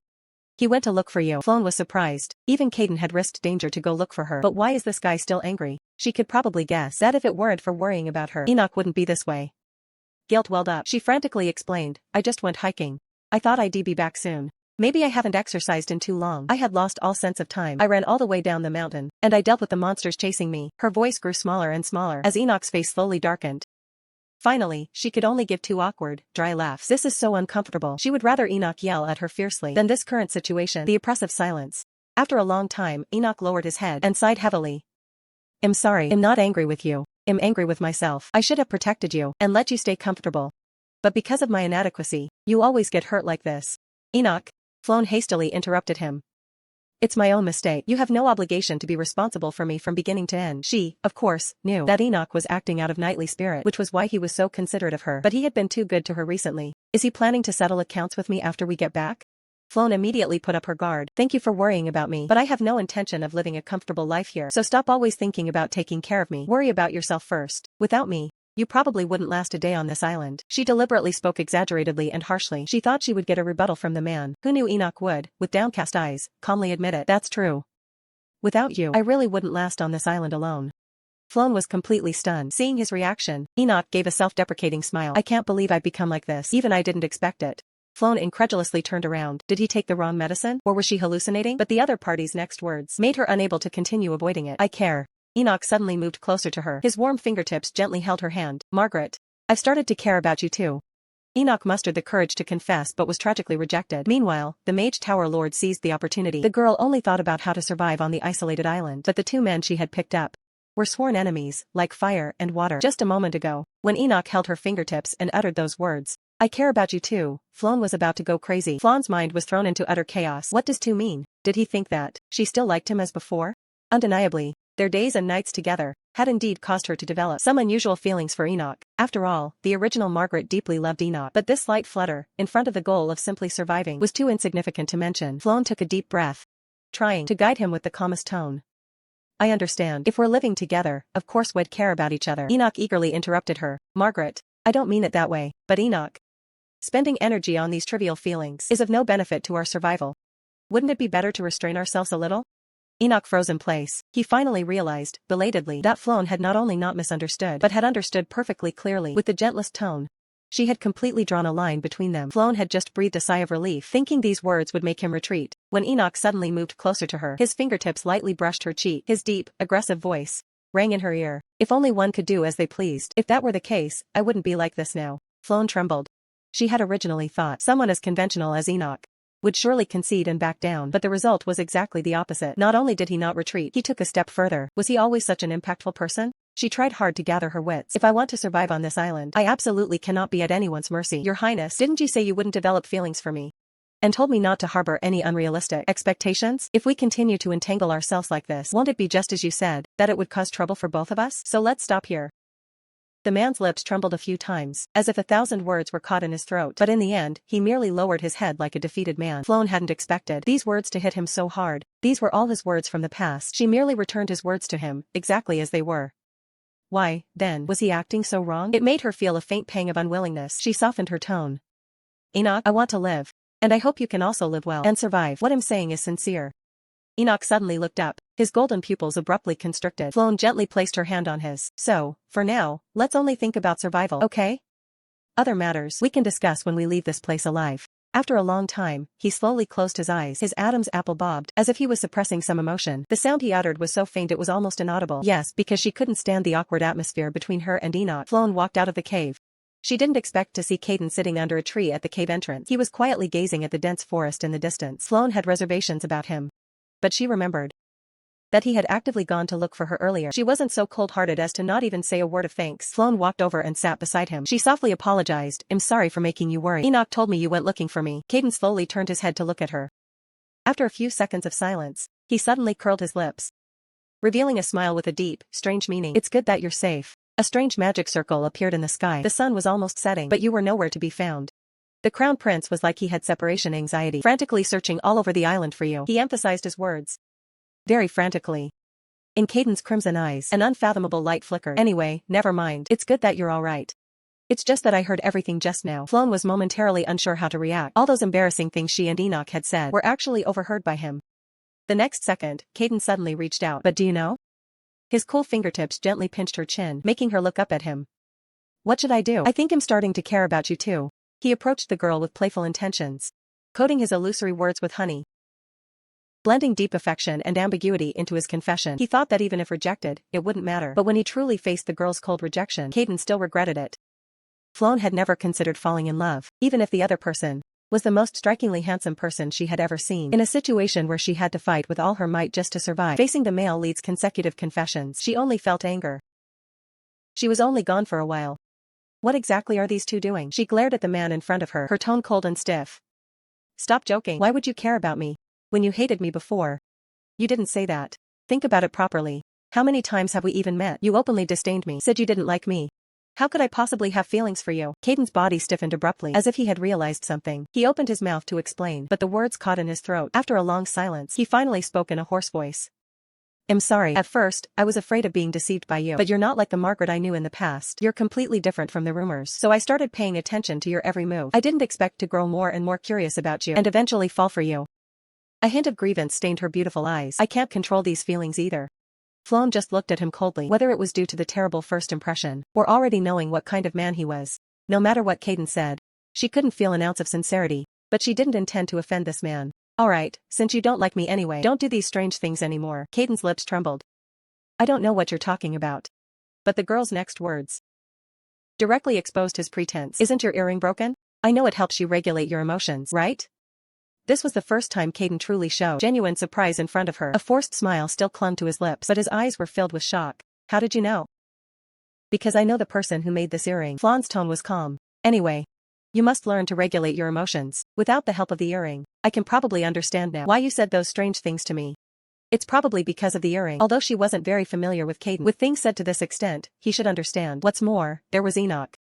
They were, after all, the male leads in the novel. Sooner or later, when they met the female lead, their feelings would change. She could occasionally use their strength, but she must never trust them. Thinking this, she got up, ready to go back to the cave to rest, but Caden grabbed her wrist again. His voice held a trace of obsession.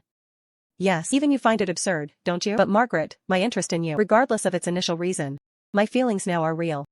So this feeling should be decided by me. Before he finished speaking, he lowered his head and pressed a long kiss on her hand. She pushed him away, pulling her hand free. She had never thought of falling in love, especially with a man whose heart was so unstable, whose emotions were so easily swayed. She wouldn't put her life on the line for such trivial matters. So, she looked at Caden and said, "Stop joking." And that lecture just now was a bit too arrogant. His soft touch fell unexpectedly. Flown instantly bristled. She yanked her hand back and retorted angrily, "You're also arrogant, completely self-centered." Caden shrugged, a casual smile spreading across his handsome face. "I know, of course." Fuming, Flown turned and walked towards the cave. But after only a few steps, she stopped short. Enoch stood not far away. His eyes held a hint of worry and a complex emotion she couldn't decipher. Caden's words seemed to still echo in her ears. Her heart sank. Did Enoch hear everything just now? But tonight, she was simply too tired. Flown didn't speak, just walked past him in silence. She believed she had already given them the most appropriate response. Hopefully, when they met the female lead in the future, they wouldn't regret what they said to her today. She was clearly struggling to survive on a deserted island, yet she was receiving collective confessions from the male leads. However, this ambiguous situation didn't last long. Within a day, Flown fell ill. It wasn't until the fourth day that she walked out of the cave to find both men sitting by the bonfire. Caden was twisting something like tree bark into a thin string. She remembered the novel mentioning that, though Caden was a mage, he was good at making strange and curious tools. Enoch spoke first. "Are you feeling better?" Flown sighed deeply. That day, she had rushed down the mountain, and the next day, her whole body ached intensely. She was planning in her mind that once she felt better, she would immediately start physical training. A pair of warm hands suddenly covered hers.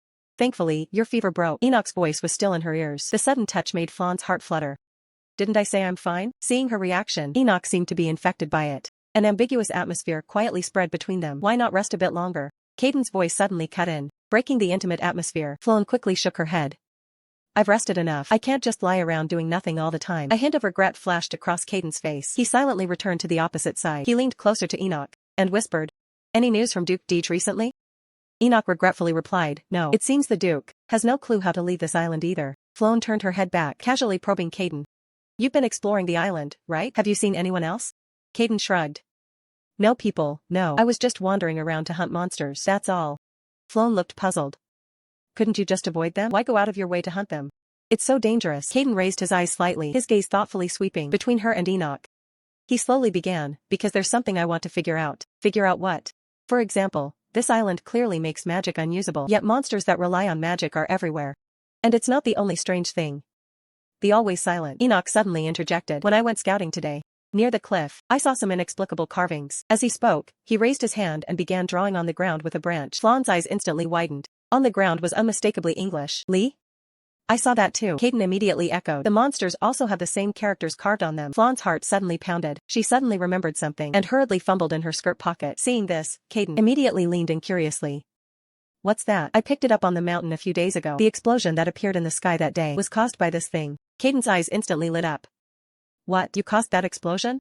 How?"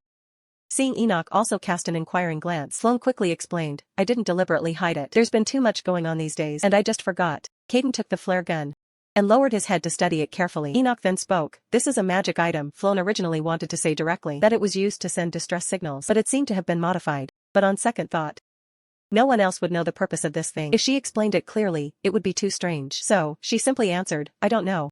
Caden quickly disassembled the magazine. "This really looks like a magic item. I can feel faint magic fluctuations." Flown then simply explained how she activated it. Then she changed the topic, "But this isn't important. What's important is this. I studied the language of the Eastern continent, right? The character carved here reads Lee. It should be a person's name. Perhaps, this is the name of the person who made this item. Besides us, someone else must have been on this island." Caden's expression was grave. "Indeed, we can't rule out that possibility. They might even still be here now. If it's true, as Margaret said, that the owner of this magic tool is still alive, then the one who kidnapped us here is probably that person." Before suppressing the surging magic within Caden and before steering this R-rated novel back to a PG rating, Flown decided to be a capitalist. She would treat the legendary master of the magic tower like a donkey. The name carved on the flare gun became their first clue on this island. When Caden suggested that the one who kidnapped them might be the very person who made this magic item, Flown's heart sank. If this person named Lee was the culprit, then where exactly was this island? On Earth or some other unknown place? Would they end up like victims in a movie, becoming lab rats for someone else's experiments? If this hypothesis proved true, then why were these people, who didn't originally belong to this world, here? And why had he transmigrated into Margaret's body? It seems we need to gather more information. It's hard to make an accurate judgment based solely on this," Enoch said, handing the flare gun back to her. As the sun was about to set, they extinguished the bonfire. From that night on, Enoch's hostility towards Caden seemed to have softened somewhat. However, as soon as Caden tried to get close to him, Enoch would immediately become wary. In the morning, Floan woke to find the cave empty. Just as she sat up, Caden walked in, greeting her with a smile. Floan looked up. Caden's mage robe was splattered with dazzling bloodstains. She instantly frowned deeply. Before she could even ask, Caden had already dutifully sat beside her and began tidying himself. "Where did you go?" Floan asked first. "Hunting. Those wolf pups were really rowdy last night. I dealt with all the ones nearby. Now I finally feel refreshed." Floan knew that Caden had a constitution where magic overflowed and accumulated within him. It had to be regularly channeled. But now, the earring responsible for channeling it was broken. She figured he was probably using monster hunting to release the pressure. But this couldn't go on forever. What if he suddenly went mad one day? After all, the original work was an R-rated romance novel. In the book, the female lead helped Caden solve his magic problem, but she couldn't do that kind of thing. If humans could open up channels for magic to flow, then there must be other feasible methods. Then she suddenly remembered Margaret's past. In magic class, the teacher had told her that using magic was like breathing, requiring persistent practice. "Miss, you possess an extremely vast amount of magic. As long as you train your physique, you'll be able to control this power." Perhaps this method also applied to Caden. Moreover, after hunting monsters, he even used the word refreshed to describe how he felt. It seemed that hunting could indeed alleviate his discomfort. Noticing that, Floan's gaze remained on him. Caden curved his brows and eyes. "Why are you staring at me? Are you perhaps captivated by me?" Floan slapped away his implied advances. "How could I be?" With that, she stood up and looked at Caden again. "I have something to ask of you. Enoch probably went to find food. Before he gets back, you can start a fire, right?" "No problem." As she spoke, she directly tossed the firewood she had just picked up at him. Caden caught it blankly. His expression clearly showed he had no idea how to start a fire. But even so, Floan had no intention of letting him off the hook. The girl smiled broadly, but in her heart, she was calculating how to best use this guy. After all, for her, those who didn't work didn't deserve to eat. He was the strongest mage in the world, yet he had developed feelings for a girl he once intensely disliked, feelings that even he found strange. When the girl smiled and ordered him to start a fire, Caden was momentarily lost in thought, looking at her up close. He didn't respond for a long time. Floan thought he didn't know how, so she reached out and patted his shoulder. "Don't worry, then we'll wait for Enoch to come back and let him start the fire." No sooner had she spoken, Caden suddenly seemed to be energized, and burst out, "I'm amazing at starting fires." Seeing Floan's surprised look, he immediately burst out laughing. "Margaret, you're too naive. Most mages are weirdos, that's true. But as the master of the magic tower, how could I not even know such basic common sense?" She then suddenly remembered that, in the original work, Caden was a genius in all fields, who had mastered almost all knowledge in the world. A jack-of-all-trades genius. How could such a person not know how to start a fire? It's just that starting a fire is too troublesome. "I'll go find firewood instead." Floan's forehead throbbed with anger at him. But she said no more. She just turned and picked up the fishing spear. "Alright, I'll leave that to you. I'm going hunting." Caden's eyes widened in disbelief. "Hunting means fish? Aren't those what you've been eating these past few days?" "Wait, did I hear that right? Margaret Floan is going fishing? She's really crazy. Are you really a noble lady?" The girl pouted slightly. "You're a knight. Can't a noble lady fish? Even noble children don't fish. Let alone using that fishing spear." To be honest, she didn't need him to remind her. She herself found it absurd. What noble would personally fish? But now, it was a matter of life and death, so who cared about such trivialities? Besides, she didn't want to eat fish and coconuts every day anymore. There weren't many beasts to hunt nearby either. It was time to move. Find a place with more abundant food. Just as she was thinking, Enoch happened to return. The moment he saw Caden, his face instantly darkened. "I distinctly tied him up." Hearing Enoch's low murmur, Floan noticed that a piece of cloth was loosely hanging from Caden's right wrist. It seemed he had tied Caden up before leaving the cave. "Don't come near Margaret." Enoch once again blocked his path. Caden let out a mocking laugh. "Ha, now you're treating me like a monstrous beast?" Last night, they had been chatting perfectly fine by the bonfire. He thought their relationship had grown a bit closer, but unexpectedly, it was still like this. Floan could only step forward to mediate. "Enoch, don't tie him up anymore. I still need him to do something." Caden, standing to the side, suddenly retorted. "What if I don't? Then no food for you." Caden instantly changed his tune, asking obsequiously, "How much firewood do you need me to gather?" "Gather enough for tonight and tomorrow morning." Caden dashed out of the cave. These two were truly, but she had to endure. First, prevent them from fighting. Unexpectedly, Caden returned after gathering firewood, looking refreshed. "I feel like my mind is clear. And am in great shape," Floan thought to herself. It seems physical labor is also quite effective for channeling magic. It's certainly better than letting him risk hunting monsters. Now it was her turn. Caden curiously leaned in. "You can even do this?" Floan was preparing to process the rabbit Enoch had caught. She glanced at Caden, and continued her work. Caden moved closer. "Want me to help?" "No, you go help Enoch." Caden not only didn't leave, but lowered his voice. "I've wanted to ask for a long time. Margaret, you're really different from the noble lady I knew. Truly different. That's because you don't know him well enough." Enoch suddenly spoke with a hint of pride. "Haven't you noticed from spending these past few days together? She's no ordinary noble lady." Floan silently grumbled in her heart. "As if you know my true identity." Caden was already strange enough. How did Enoch become like this too? Unexpectedly, as soon as Enoch said that, Caden's interest was piqued. Margaret, what is your true self really like? He stared at her expectantly. Floan paused for a moment, and casually replied, probably like Bear Grylls. Caden looked bewildered. Who's Bear? Just someone like that. Anyway, you're bothering me. Go help Enoch. Fortunately, Caden didn't press further and obediently went towards Enoch. Compared to the original work, the current Caden was quite cooperative. In the novel, even with the female lead present, he never participated in group activities, always preferring to be alone. But now, he didn't want to leave. Moreover, the people who disdained her the most in the original work, besides Enoch, were Caden. Yet now, they were both exceptionally friendly towards her. Floan looked at the two men in front of her, bickering, yet obediently cooperating with tasks. Her heart softened slightly. This doesn't seem so bad. She truly hoped this rare friendliness could continue like this. Survival on a deserted island but surrounded by useless people. The two male leads from the original work could only play incompetent husbands. Only she, who had transmigrated as cannon fodder, carried the entire team. The next day, they finally decided to move. Caden had found a river while scouting. The environment here was different. Not only would beasts come here to drink, but they could also find more types of wild fruits. She joyfully suggested they move there immediately, but then she suddenly remembered that Enoch didn't want to leave the seaside, because he was afraid of missing a chance to be rescued if a ship passed by. But a month had already passed since they woke up. Compared to the distant and uncertain rescue, survival should be the priority now. Floan tried to convince Enoch, suggesting they build a shelter near the river. Also, we need to look for information related to Lee. Perhaps we can find clues to leave this island. Enoch was silent for a moment, then softly assented, okay, let's do that. Once we've eaten, we'll pack our things. Seeing that she had finally convinced Enoch, Floan's face showed genuine joy. She suddenly looked at Caden. Caden, are you coming too? Questioned like this, Caden instantly showed a hint of grievance. Wait, why only ask me? Enoch, the crown prince, is going, so why wouldn't I? Enoch, standing to the side, suddenly chuckled softly. What kind of talk is that? Between Margaret and me, there's no room for you to interfere. Caden retorted angrily, no room? Then I'll make one. As long as Margaret is willing to give me a chance. Seeing the two about to clash again, Floan wished she could just abandon them and leave by herself. Soon after, they packed their things and set off to move. Finally, before sunset, they arrived at the large river Caden had discovered. The gently flowing river was suitable for fish to inhabit. And after purification, it would be perfect for drinking and washing. Floan eyed an empty patch of ground. Building a small hut here with branches should be good. Both men stiffened at the word hut. She nodded. That's right. I've already scouted on the way here. There are no caves nearby for shelter, and no other places to hide.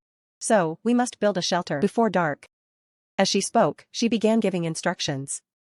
Let's get to it. It might rain and the water level could rise, so the hut should be built on slightly higher ground. That way, we can also avoid ants and scorpions. Wait, Margaret.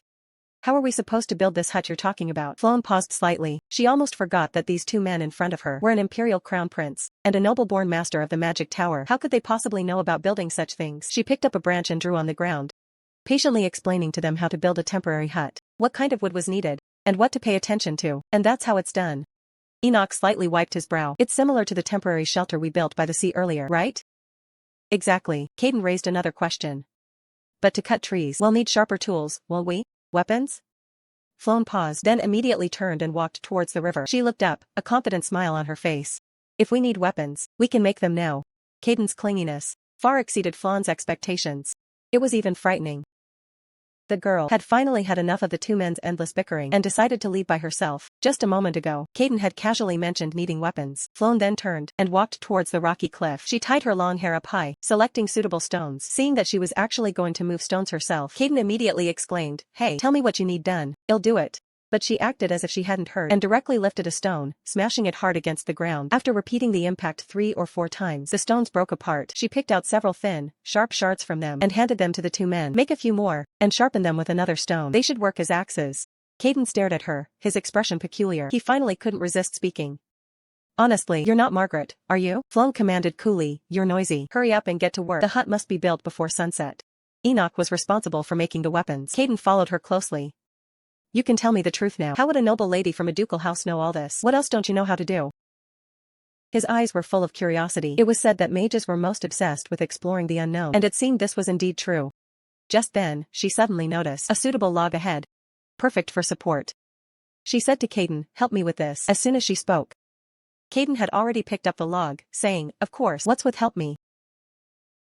This is what I should be doing. He effortlessly lifted the log. Flown had originally thought mages were all dainty and weak, but unexpectedly, he had an immense amount of strength. The three of them worked together. The progress was much faster than expected. Of course, this was also because they were only building a simple temporary shelter. The hut was much larger than the one they first built on the beach, enough to accommodate 4 adults. She could only imagine having to squeeze in with these 2 men for the night, and she couldn't bring herself to be happy about it, but she was too tired to care about much else. Flown relaxed her body and lay down on the prepared mat, secretly calculating in her mind she had to find the shelter described in the novel as soon as possible. There was no safer or more comfortable place than that. She didn't notice Caden, who had originally lain down with her, his gaze quietly falling on her again. Suddenly, a soft touch came from her shoulder. Flown instantly tensed up.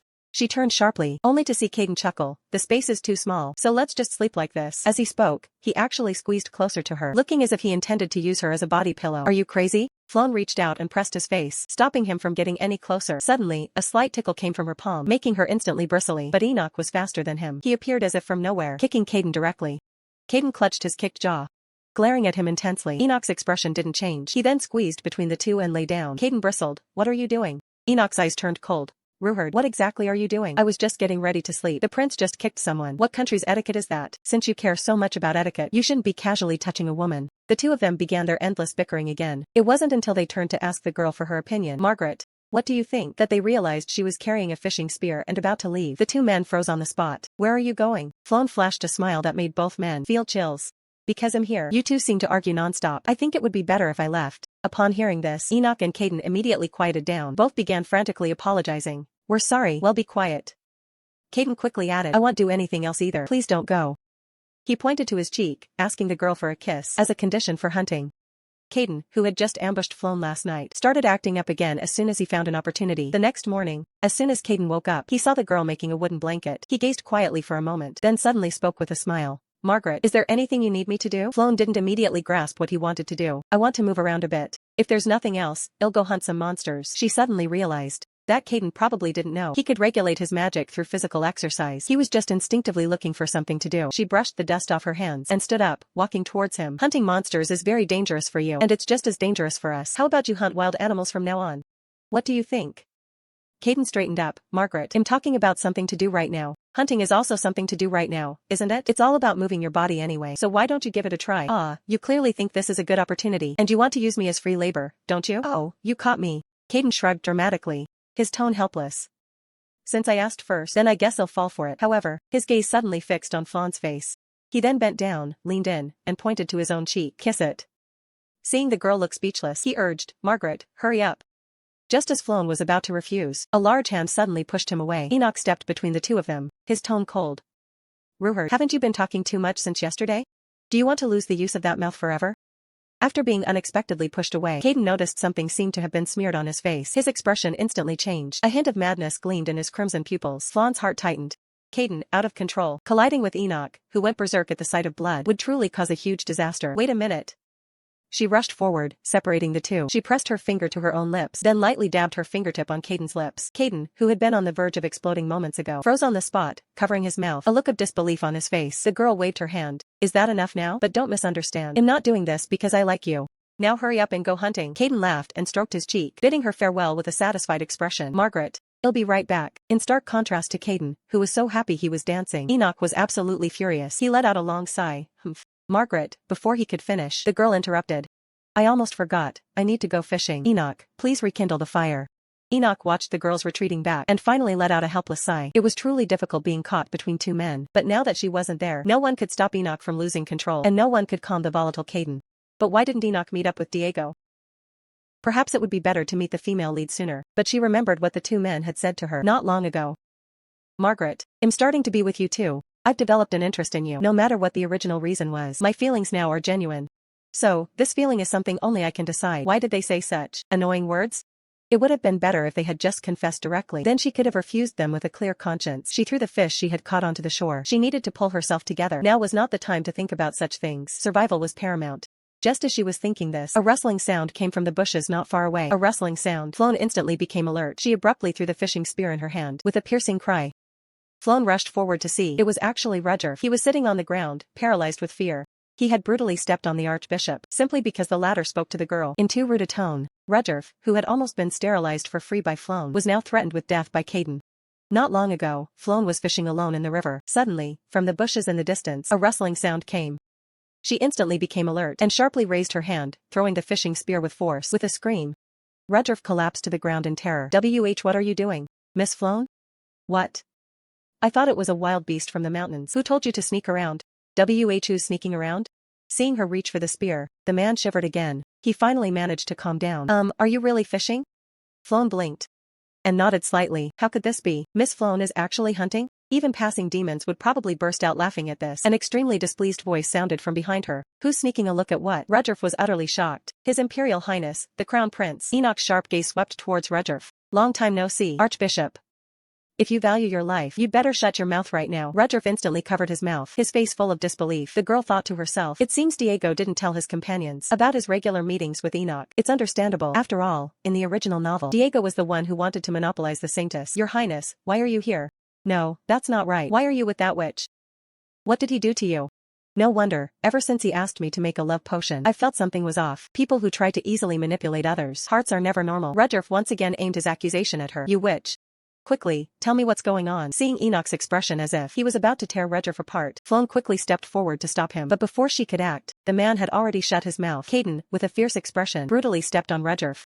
You pig, you've been annoyingly loud since before. And I already hate priests the most. Do you want to die? Mages and priests had a long-standing historical animosity. What's more, Caden had been taken by the temple as a child and became a victim of cruel experiments. The man, who was smiling just a second ago, was now radiating killing intent. Did you specifically crawl over here to die by my hand? Rudolph glared back at Caden just as angrily. You filthy mage.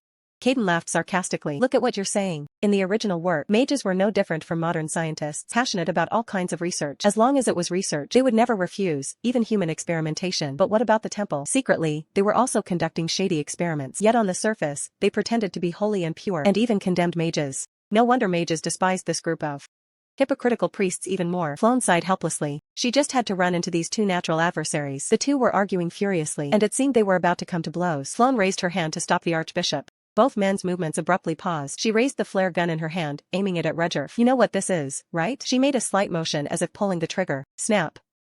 This brought back Rudolph's recent memory. He knew how dangerous this thing was. His face instantly turned pale. Miss Floan. Please calm down. If you know, then shut up. Raise your hands, before I shoot.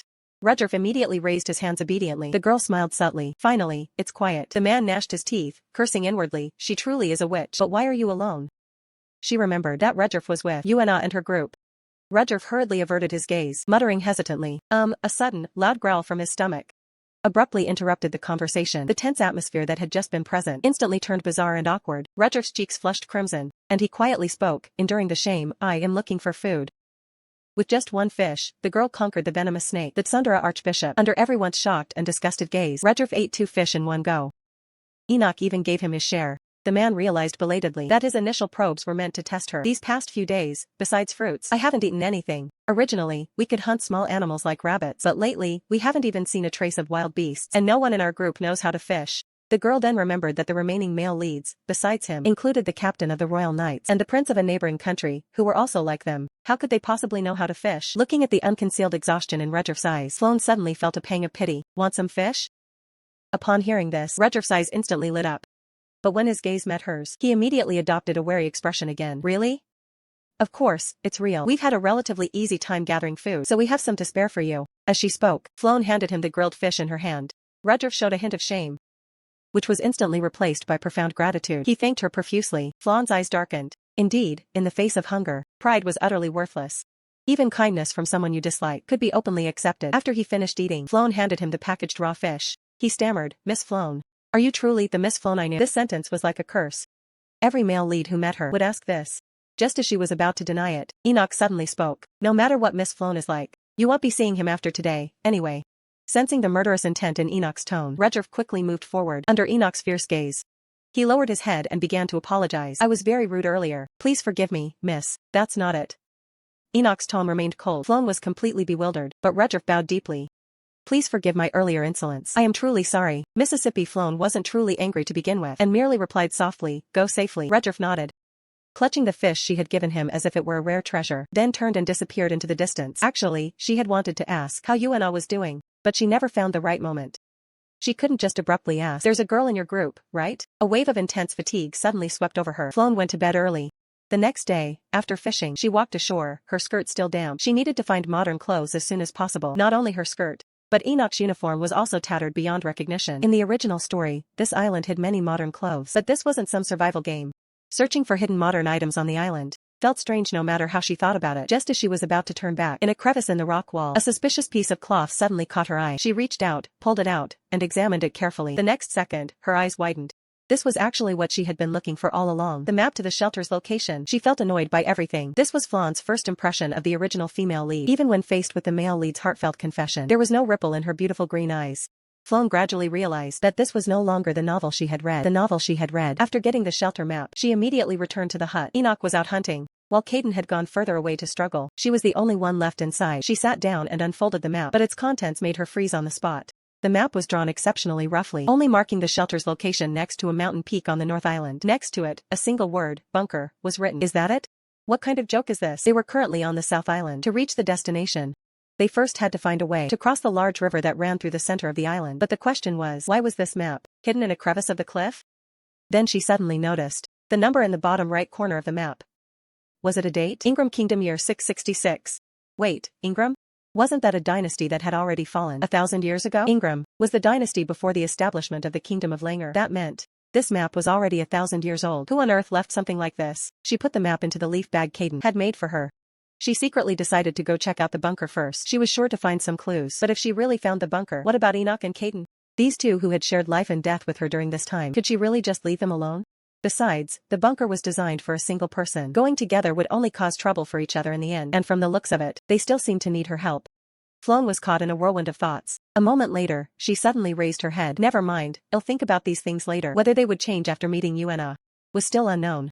First, she needed to gather firewood for the evening. Not long after, she was walking back, carrying a full bundle of firewood. Suddenly, faint voices reached her from nearby. A deep, heavy male voice, mixed with a delicate, faint female voice. On this deserted island, besides her, the only other female was the original female lead. She held her breath and stealthily approached the sound. What first came into view was the man's neat, dark green short hair and a pair of emerald green eyes. He was dressed in a royal guard uniform. Flawn recognized him at a glance. It was Diego Bastian, that scoundrel who had stolen her clothes. He was kneeling before a woman, whispering something. Undoubtedly, this person was the original female lead, Una Lucy. However, the Una before her looked extremely tired. She had expected the saintess to have long, flowing hair, but reality was different. Her holy vestments were dirty and torn, and her body had varying scratches. Unclear if they were from beasts or monsters. Saintess, Diego looked at her, his eyes full of tenderness. I know, Prince Astel's domineering attitude has caused you much distress, so please, trust me and rely on me. This green tea was subtly belittling the other male leads while taking the opportunity to promote himself. For a moment, she had the illusion of being a hidden spectator, watching drama unfold. Immediately after, Diego leaned down and lightly kissed Una's hand.